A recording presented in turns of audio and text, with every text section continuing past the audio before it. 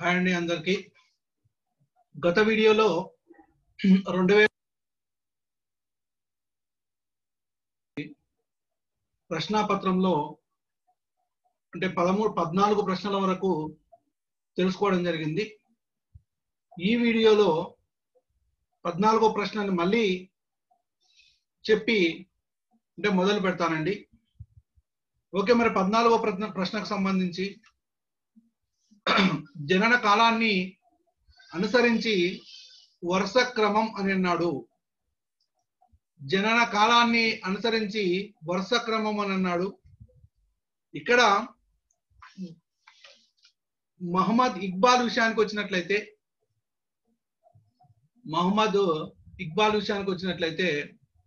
1877 November 9 జననం. వివేకానందుడు 1863 జనవరి 2. రమణ మహర్షి జననము విషయానికి వచ్చినట్లయితే గత వీడియోలో పొరపడి నేను మరణం సంబంధించిన సంవత్సరం రాశాను. జననము 1879 డిసెంబరు 30. ఓకే, అరవిందుడు 1872 ఆగస్టు 15. ఓకే, ఇది దీన్ని బట్టి చూసినట్లయితే మొదలు వివేకానందుడు, తర్వాత అరవిందుడు, తర్వాత మహమ్మద్ ఇక్బాల్, చివర్లో రమణ మహర్షి. 1, 2, 3, 4 అంటే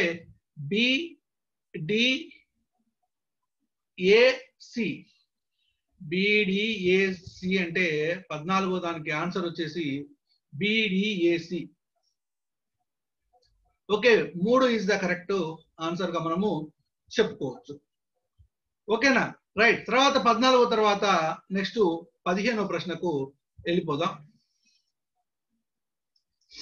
విశ్లేషణ ఎక్కువగా ఉంటుందండి ప్రతి ప్రశ్నకు. ఇక్కడ నేను ఆప్షన్స్ ను ఆధారంగా చేసుకొని ఒక ప్రశ్నకు ఒకటి మాత్రమే సమాధానంగా ఉంటుంది, మిగతా ఆప్షన్స్ వేదిక సమాధానాలుగా ఉంటాయి అనేటువంటి విధానంలో ఇక్కడ విశ్లేషణ అనేటువంటిది చేస్తున్నాను. కాబట్టి గమనించాలి మిత్రులారా. ఓకే, మరి ఇవి ప్రశ్నాపత్రాల విశ్లేషణే కాకుండా TLG స్టడీ సర్కిల్ అనేటువంటి యాప్లో TLG స్టడీ సర్కిల్ అనే యాప్లో టాపిక్ వైజ్ క్లాసెస్ అనేటువంటిది చెప్తున్నాను. యూట్యూబ్లో ఓన్లీ పేపర్స్ అనాలిసిస్ మాత్రమే ఉంటాయి.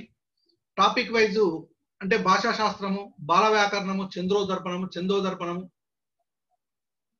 అదేవిధంగా ప్రాచీన సాహిత్యము, ఆధునిక సాహిత్యము, మిగతా విషయాలను అంటే ఆధునిక సాహిత్యము, ప్రాచీన సాహిత్యము, నెక్స్ట్ భాషాంశాలు, జానపద విజ్ఞానము, జానపద సాహిత్యము, తెలంగాణ పాఠ్యపుస్తకాలలో ఉన్నటువంటి కవులు, ఆంధ్రప్రదేశ్ పాఠ్యపుస్తకాలలో ఉన్నటువంటి కవులు, నెక్స్ట్ తెలుగు భాషా సాహిత్యాలపై ఇతర భాషా సాహిత్యాల యొక్క ప్రభావము, తెలుగు భాషా రూపాలు, ఇవన్నీ అంటే టాపిక్ వైజ్ గా.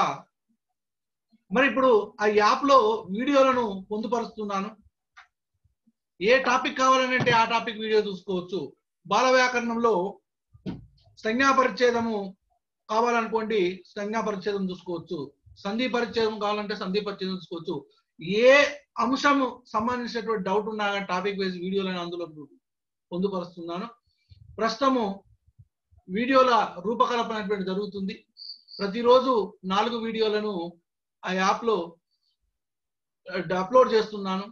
ఆల్రెడీ ఇప్పుడు 80 వీడియోలు అందులో ఉన్నాయి. ప్రతిరోజు 4 లేదా 5 వీడియోలను అప్లోడ్ చేసుకుంటూ వెళ్తున్నాను. కాబట్టి మొత్తం మీద ఒక 400 వీడియోల వరకు రావడానికి అవకాశం ఉంది.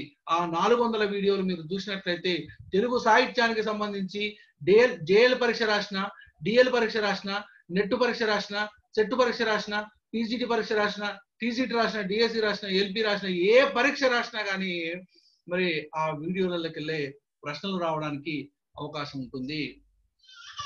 తెలుగు సాహిత్యానికి సంబంధించి సంపూర్ణమైనటువంటి అవగాహన కోసం ఆ వీడియోలను రూపొందించడం జరిగింది.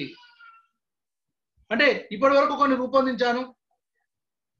క్లిష్టతరమైనటువంటి అంశాలైనటువంటి భాషా శాస్త్రము, అదేవిధంగా బాల వ్యాకరణము, తర్వాత చందోదర్పణము, విమర్శ, సాహిత్య విమర్శ, ఇట్లా క్లిష్టతరమైనటువంటి అంశాలను మొదటగా పొందుపరుస్తున్నాను. ఎందుకనంటే వాటిని నేర్చుకోవడం కొంచెం కష్టంగా ఉంటుంది కాబట్టి. టాపిక్ వైజ్ ఎవరికైతే వినాలనేటువంటి ఆసక్తి ఉన్నదో టిఎల్జీ స్టడీ సర్కిల్ వెళ్ళి అందులో వినండి. ఓకే, మరి డైరెక్ట్ ప్రశ్నలోకి వెళ్దాం. విజయ రాఘవ నాయకుని ఆస్థాన కవయిత్రి రంగాజమ్మ యొక్క రచనలు అని అన్నాడు. ఏ ఉషా పరిణయము, బి జానకీ పరిణయము, సి మన్నారుదాస విలాసము, డి నలచరిత్రము. ఇక్కడ నెట్టు సమాధాన పత్రంలో కీలో విజయరాఘవ నాయకుని యొక్క ఆస్థాన కవయిత్రి రంగాజమ్మ రచించినటువంటి రచనలో భాగంగా ఏమిచ్చాడనంటే ఉషా పరిణయము, జానకీ పరిణయం అని ఇవ్వడం జరిగింది. ఉషా పరిణయము, జానకీ పరిణయము ఈ రెండు రచనలను ఇచ్చాడు. అంటే రెండవది సరైన సమాధానంగా ఇచ్చాడు, కానీ రెండవది సరైనటువంటి సమాధానం కాదు. ఉషా పరిణయము, జానకీ పరిణయము అనేటువంటి రచనలను, అంటే ఈ రచనలు సమాధానంగా మరి నెట్ కీ పేపర్ లో ఇవ్వడం జరిగింది.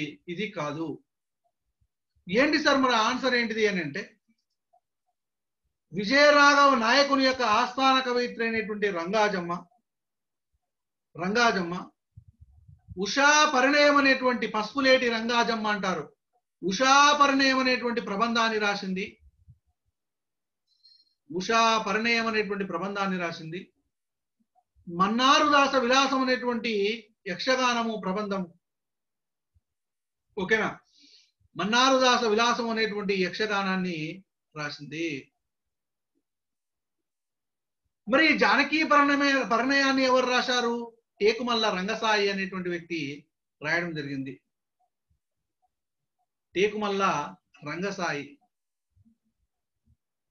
నలచరిత్రం ఎవరు రాశారు? ద్విపదలో రఘునాథ నాయకుడు రాశాడు. రఘునాథ నాయకుడు ద్విపద ఛందస్సులో రఘునాథ నాయకుడు అనేటువంటి వ్యక్తి నలచరిత్రం అనేటువంటి ద్విపద రచన చేయడం జరిగింది. ఇక్కడ మరి ఉషా పరిణయము, మన్నారుదాస విలాసము, ఉషా పరిణయము అనేటువంటి ప్రబంధాన్ని, మన్నారుదాస విలాసం అనేటువంటి యక్షగానం ప్రబంధాన్ని విజయరాఘవ నాయకుని యొక్క ఆస్థాన కవయిత్రి అనేటువంటి పసుపులేటి రంగాజమ్మ రచనలుగా మనము పేర్కొనవచ్చు. మరి పసుపులాటి రంగాజమ్మకు ఒక ప్రత్యేకత ఉంది. ఏంటా ప్రత్యేకత? నాటకాలు రాసినటువంటి మొట్టమొదటి మహిళ. నాటకాలను రాసినటువంటి మొట్టమొదటి మహిళ. విజయరాఘవ నాయకుని యొక్క భోగపత్ని.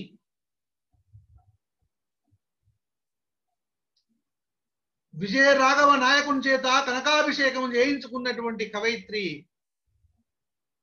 విజయరాఘవ నాయకుని చేత కనకాభిషేకము చేయించుకున్నటువంటి కవయిత్రి ఈ పసుపులేటి రంగాజమ్మ. ఓకే, మరి ఇక్కడ ఆన్సర్ వచ్చేసి ఏసి మాత్రమే అని చెప్పొచ్చు.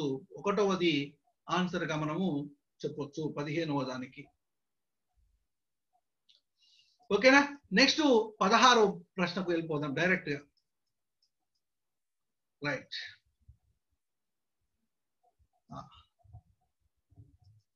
కాలాన్ని బట్టి శాసన పరిశోధకుల క్రమాన్ని గుర్తించండి అని అన్నాడు.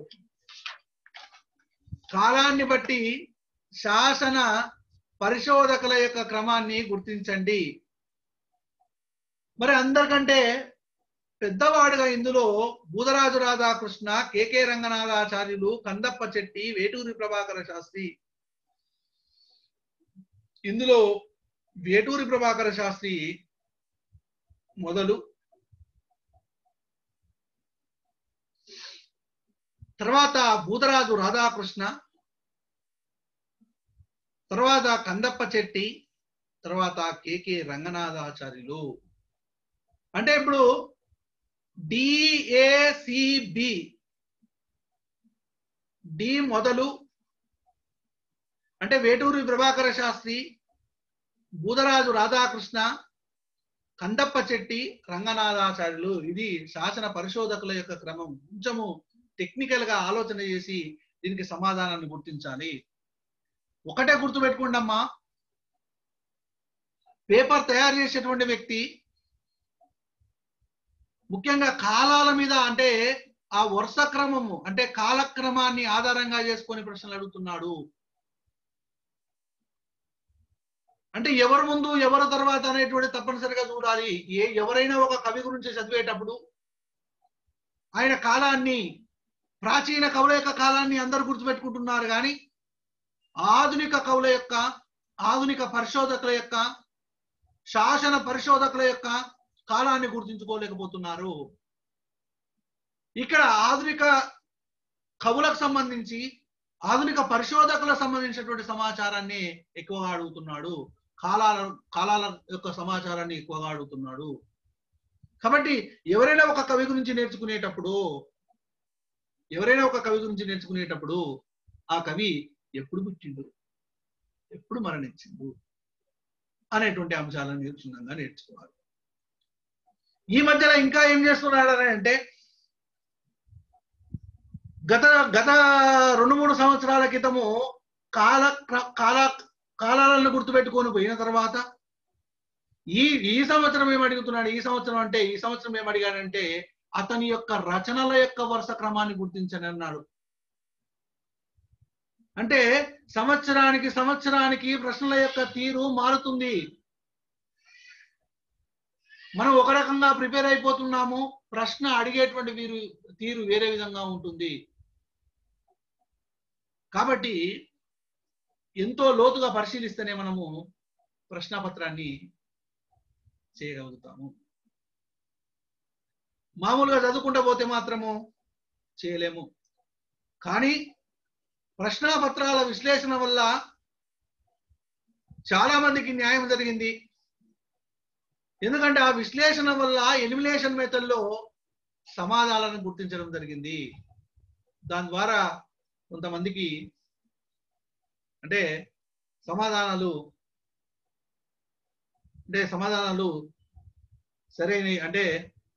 సరైనటువంటి వాటిని గుర్తించడము జరిగింది. ఓకే, పోనీయండి. ఇక్కడ డిఏసిబి ఈజ్ ద కరెక్ట్ ఆన్సర్. ఓకేనా? రైట్. నెక్స్ట్ 17వ ప్రశ్న. ఉత్తర పద ప్రాధాన్యము కలిగినటువంటి సమాసం. ఇది సింపులే. ఈ కింద చూసిన ఆప్షన్ గుర్తుపెట్టుకోకండి. అది ఏంటిది చూసిన ఆప్షన్ అనేటువంటిది?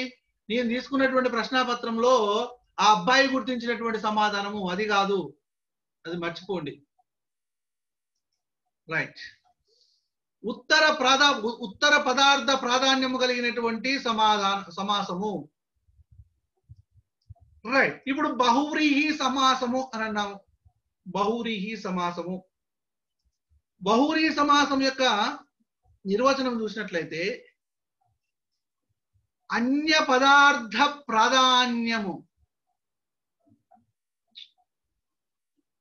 అన్య పదార్థ ప్రాధాన్యము అని అంటే అన్య పదము యొక్క అర్థము ప్రధానంగా కలిగినటువంటి సమాసము. ఇప్పుడు ముక్కంటి అని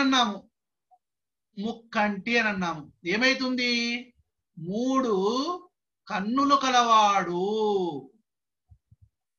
3 కన్నులు కలవాడు ఎవరు? శివుడు. రైట్. ఇది అన్య పదార్థ ప్రాధాన్యం ఎట్లయితుంది అని అంటే, ఇక్కడ పూర్వపదమేమో 3, ఉత్తర పదమేమో కన్ను.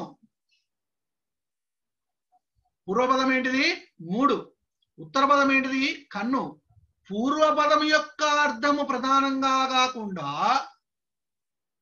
ఉత్తర పదం యొక్క అర్థము ప్రధానంగా కాకుండా వేరే ఏదో ఒక పదము, వేరే పదము శివుడు అనేటువంటి పదము అర్థం ప్రధానంగా కలిగింది కాబట్టి ఇది బహుళీ సమాసం అని చెప్పొచ్చు. అన్య పదార్థ ప్రాధాన్యం అంటే అది. పూర్వ పదము కాకుండా ఉత్తర పదము ప్రాధాన్యం కాకుండా అన్య పదం యొక్క అర్థము ప్రధానంగా కలిగినటువంటి సమాసము కాబట్టి ఇది బహుళీ సమాసం అని అంటాం. బహుళీ సమాసానికి అర్థమైనట్టేనా అందరికీ? బహుళీ సమాసం యొక్క నిర్వచనము అది అన్నమాట. నెక్స్ట్ కర్మధారయ సమాసం. కర్మధారయ సమాసం అని అంటే విశేషణాలతో కానీ ఉపమేయ ఉపమానాలతో కానీ కలిపి అంటే ఉపమేయ ఉపమానాలతో కలిపి సమాసాన్ని ఏర్పాటు చేస్తే అది కర్మధారయ సమాసం అని అంటారు. విశేషణాలతో అని అన్నారు. ఇప్పుడు ఫర్ ఎగ్జాంపుల్ తెల్ల పిల్ల అన్నాను.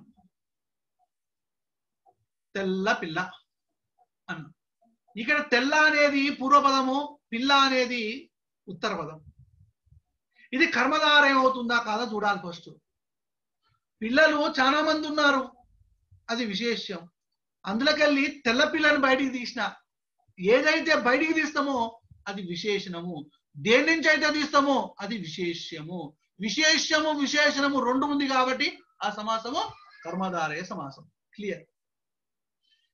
విశేషము విశేషణము రెండు ఉన్నాయి కాబట్టి అది ఏ సమాసం అవుతుంది అంటే కర్మధారయ సమాసము అవుతుంది. మరి ఇక్కడ ఉత్తర పదార్థ ప్రాధాన్యం అనేటువంటిది లేదు. ఇక్కడ విశేషణాలతో గాని ఉపమేయ ఉపమానాలతో గాని కలిపి సమాసాన్ని చేస్తే అది కర్మధారయ సమాసము.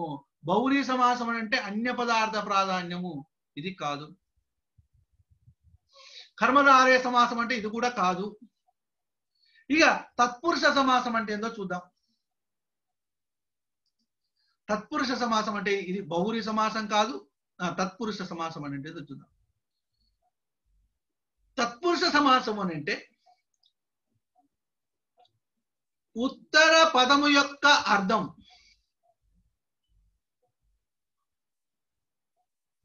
ప్రధానంగా గల సమాసము.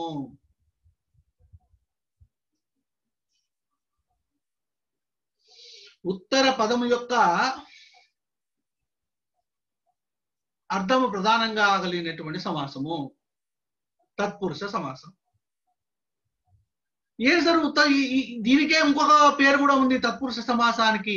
వ్యధికరణ సమాసం అనేటువంటి పేరు కూడా ఉన్నది. వ్యధికరణ సమాసము అదే వి ప్లస్ అధికరణ సమాసము.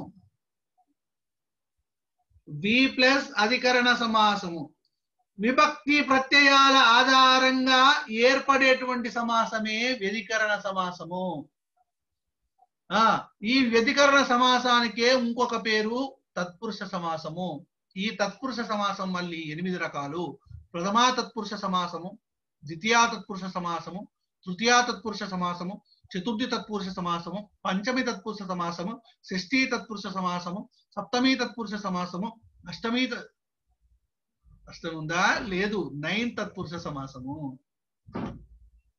ఓకేనా? అంటే ఉత్తర పదం యొక్క అర్థము ప్రధానంగా కలిగినటువంటి సమాసము తత్పురుష సమాసం. సార్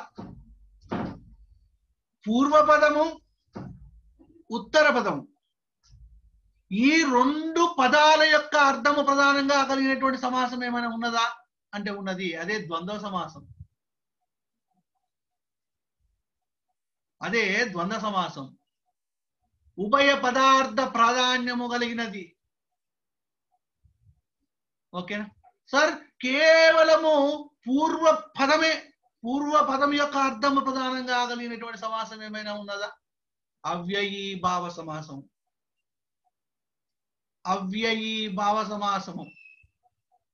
పూర్వపదంలో అవ్యయం ఉంటుంది. పూర్వపదములో అవ్యయం ఉంటుంది. ఆ అవ్యయము ప్రధానంగా కలిగినటువంటి సమాసం అవ్యయీభావ సమాసము. ఇక చూడండి, పూర్వపదం యొక్క అర్థము ప్రధానంగా కలిగినటువంటి సమాసం అవ్యయీభావ సమాసం. ఉత్తర పదం యొక్క అర్థం ప్రధానంగా కలిగినటువంటి సమాసము తత్పురుష సమాసము. 2 పూర్వపదము ఉత్తర పదము ఈ 2 పదాల యొక్క అర్థాలు ప్రధానంగా కలిగినటువంటి సమాసము ద్వంద్వ సమాసం. ఈ 2 పదాల యొక్క అర్థాలు కాకుండా వేరే పదం యొక్క అర్థం ప్రధానంగా కలిగినటువంటి సమాసము బహుళీ సమాసము. ఓకే, తత్పురుష సమాసము 8 రకాలు. కర్మధారయ సమాసం కూడా మళ్ళీ కొన్ని రకాలుగా ఉంటుంది. విశేషణ పూర్వపద కర్మధారయ సమాసము, విశేషణ ఉత్తర పద కర్మధారయ సమాసము, విశేషణ ఉభయపద కర్మధారయ సమాసము, ఉపమాన పూర్వపద కర్మధారయ సమాసము, ఉపమాన ఉత్తర పద కర్మధారయ సమాసము. ఇట్లా మరి సంభావన పూర్వపద కర్మధారయ సమాసము, అవధారణ పూర్వపద కర్మధారయ సమాసము. అవధారణ పూర్వపద కర్మధారయ సమాసానికి రూపక సమాసం అనేటువంటి పేరు కూడా ఉన్నది. ఓకే, ఇది నెక్స్ట్ ద్విగ సమాసం. ద్విగ సమాసం అంటే సంఖ్యావాచకము పూర్వపదంగా కలిగినటువంటి సమాసము ద్విగ సమాసం. అంటే ఇప్పుడు నాలుగిట్లలో ఉత్తర పదార్థ ప్రాధాన్యం కలిగినటువంటి సమాసం ఏమవుతుంది అంటే తత్పురుష సమాసం అంటుంది. ఆన్సర్ వచ్చేసి 17వ దానికి 3. అర్థమైందా అందరికి? 17వ దానికి ఆన్సర్ వచ్చేసి ఏమవుతుందంటే 3. అందరికి అర్థమైనట్టేనా? ఉత్తర పదార్థ ప్రాధాన్యం కలిగినటువంటి సమాసము ఏమవుతుందనంటే తత్పురుష సమాసం. రైట్, ఇది 17వది కంప్లీట్ అయిపోయింది. నెక్స్ట్ 18వది.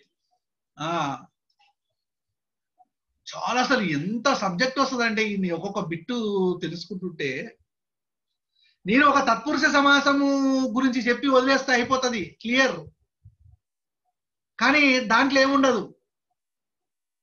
మిగతా వాటిని తెలుసుకుంటేనే కదా అదేందో తెలుస్తుంది. ఓకే, మరి కర్తృత్వము గురించి వివాదము కలిగినటువంటి కావ్యం. కర్తృత్వం అంటే ఈ కావ్యాన్ని ఈయన రాసిండు ఈయన రాయలేదు అని ఒక వివాదం ఉన్నటువంటి కావ్యము. వివాదం ఉన్నటువంటి కావ్యము ఏంటిది అని అంటున్నారు ఇక్కడ. కర్తృత్వము గురించి వివాదము కలిగినటువంటి కావ్యం చూసినట్లయితే ఇక్కడ శృంగార నైషధాన్ని శ్రీనాథుడు ఒకడే రాసిండు, ఈ వివాదం ఏమీ లేదు.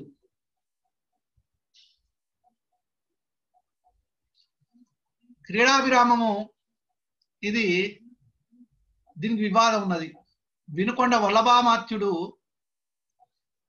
వినుకొండ వల్లభరాయుడు వల్లభామాత్యుడు ఏదైనా రాసిందా శ్రీనాథుడు రాసిందా అనేటువంటి వివాదం ఉన్నది. శివరాత్రి మహత్యాన్ని శ్రీనాథుడే రాసిండు. నిర్వచనోత్తర రామాయణాన్ని తిక్కరని రాసిండు. అంటే వివాదం కలిగినటువంటి కావ్యం ఏంటిదని అంటే క్రీడాభిరామం. కొంతమంది ఏమని అంటారనంటే ఈ క్రీడాభిరామంలో అవతారిక అంటే ముందు మాట, ఈ అవతారిక పద్యాలను బట్టి ఒక్క నిమిషం ఫోన్ సైలెంట్ లో పెడుతున్నా. రైట్, అవతారిక పద్యాలను బట్టి కొంతమంది వినుకొండ వల్లభామాత్యుడే ఈ క్రీడాభిరామాన్ని రాసిండని అంటారు. వినుకొండ వల్లభామాత్యుడే ఈ క్రీడాభిరామాన్ని రాసిందని అంటారు అవతారికలో ఉన్నటువంటి పద్యాలను బట్టి. క్రీడాభిరామంలో ఉన్నటువంటి రచనా శైలిని బట్టి కొంతమంది ఏమనంటారనంటే ఈ క్రీడాభిరామం అనేటువంటి కావ్యాన్ని శ్రీనాథుడే రాసిందని కొంతమంది చెప్తారు. అంటే ఇక్కడ కర్తృత్వం గురించి వివాదం ఉన్నది. ఓకే, మరి ఇక్కడ వినుకొండ వల్లభరాయుడు రాశాడు, స్వతంత్రంగా వినుకొండ వల్లభరాయుడే రాశారని ప్రతిపాదించినటువంటి వాళ్ళు, చెప్పినటువంటి వాళ్ళు ఎవరు అని అంటే వినుకొండ వల్లభామాత్యుడే క్రీడాభిరామాన్ని రాశాడు అని చెప్పినటువంటి వాళ్ళలో వేమూరి విశ్వనాథ శర్మ ఒకడు, వేమూరి విశ్వనాథ శర్మ, అదేవిధంగా టేకుమల్ల అచ్యుతరావు.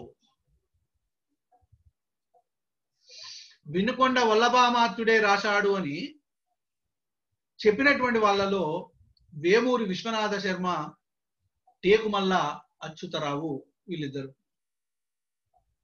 కాదు, శ్రీనాథుడే వినుకొండ వల్లభామాత్యుని యొక్క పేరు మీద రాసిండు అంటే శ్రీనాథుడే ఆయన పేరు మీద రాసుకోకుండా వినుకొండ వల్లభామాత్యుని యొక్క పేరు పెట్టి ఆయన పేరు మీద రాసిండు అని చెప్పినటువంటి వాళ్ళలో చిలుకూరి వీరభద్రరావు, చిలుకూరి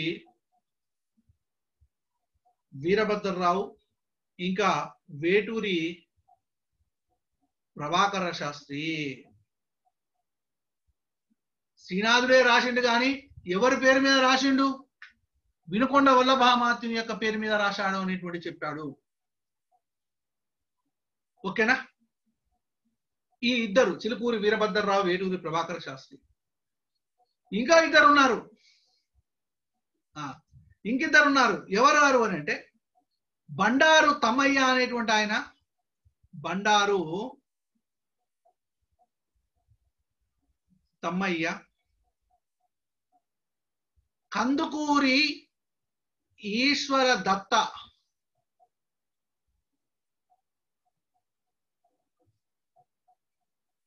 బండారి తమ్మయ్య, కందుకూరి ఈశ్వర దత్త.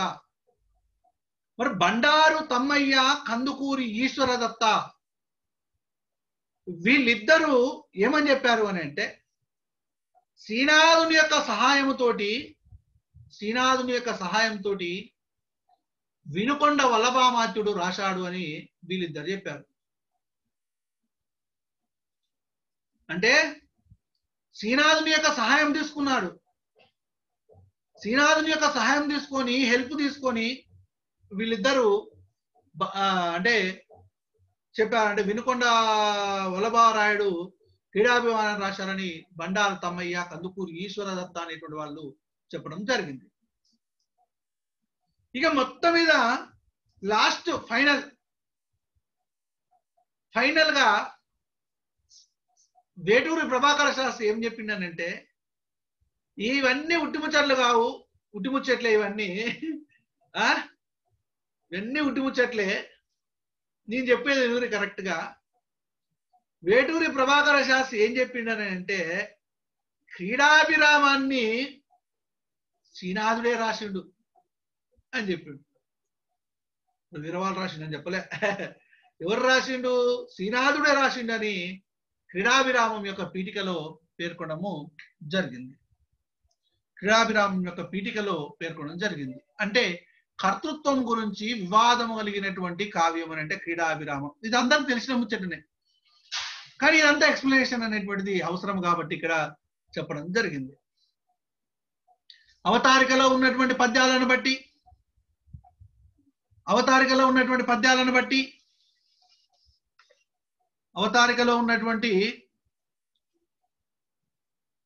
బట్టి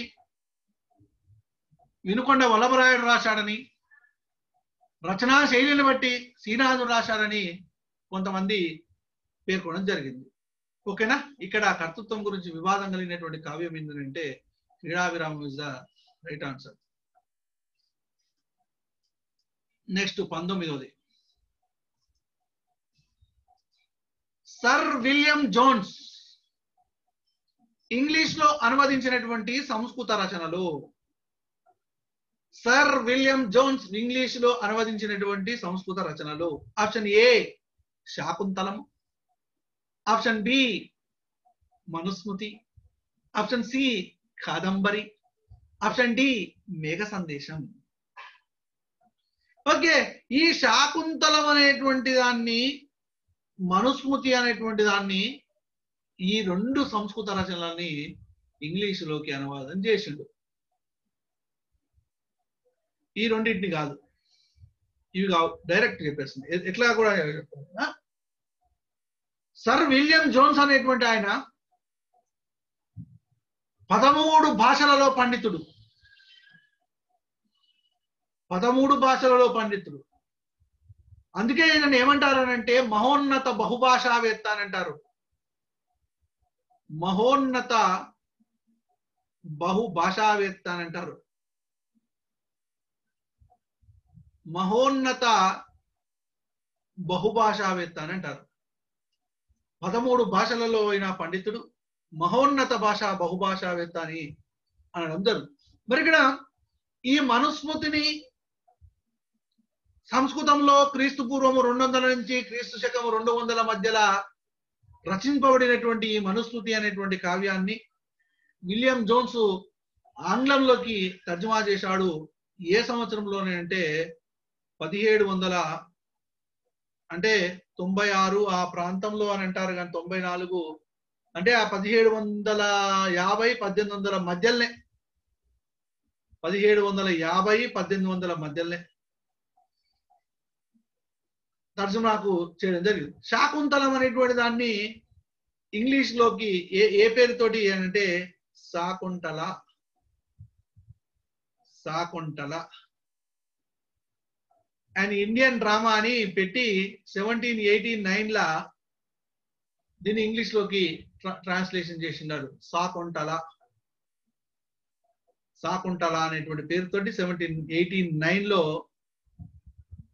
బ్రాకెట్ లో అండ్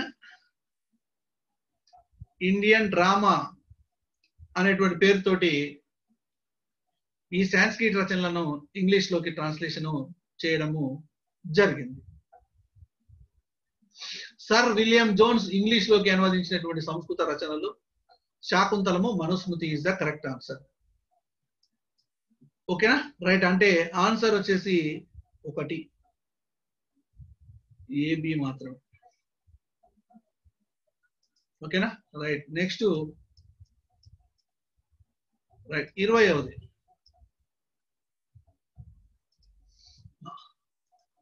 మొదటి అక్షరానికి 4వ గణాధ్యక్షరానికి ఎత్తిని చెల్లించేటువంటి పద్యాలు. ఇక్కడ తేటగీతి చూసుకున్నట్లయితే తేటగీతి 1వ గణము మొదటి అక్షరము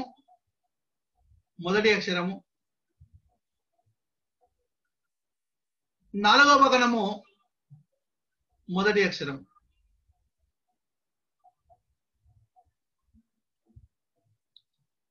ఆటవల్లి కూడా సేమ్, 1వ గణం మొదటి అక్షరము 4వ గణం మొదటి అక్షరం. ద్విపద 1వ గణం మొదటి అక్షరము 3వ గణము మొదటి అక్షరం.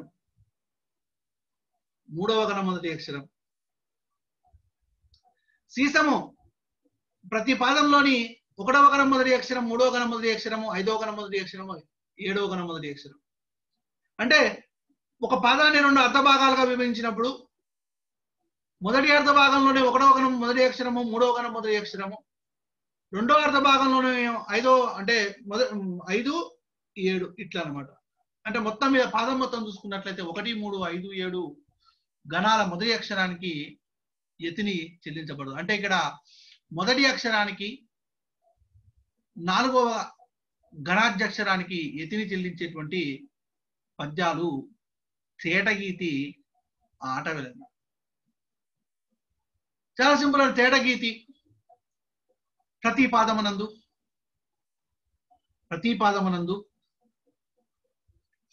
మనకు ఒక సూర్యగణము, 2 ఇంద్రగణాలు, 2 సూర్యగణాలు కనపడతాయి. సూర్యుడొక్కరుండు సురరాజులిద్దరు దినకర ద్వయంబు తేటగీతి.